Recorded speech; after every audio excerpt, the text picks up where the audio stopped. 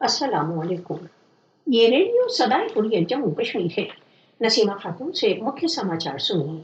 असम मिजोरम सशस्त्र झड़प।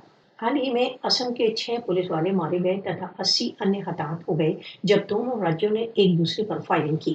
असम तथा मिजोरम के मध्य एक विवादग्रस्त बॉर्डर पॉइंट पर 26 जुलाई को बुलेटों, अश्रु गैस कैनिस्टरों तथा ग्रेनेड्स फायर किए गए।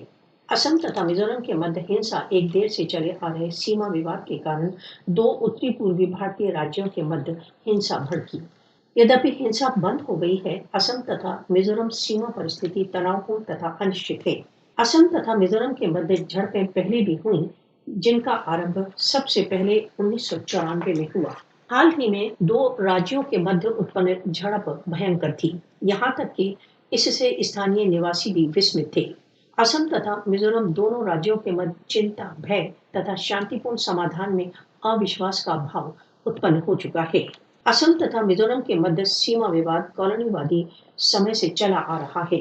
असम व मिजोरम दोनों राज्यों के मुख्यमंत्रियों ने सीमा पर विवाद भड़काने के लिए एक दूसरे पर आरोप लगाया। असम तथा मिजोरम के मध्य यह रक्तपातपूर्ण झड़प भारतीय प्रधानमंत्री मोदी के लिए लज्जा का विषय है।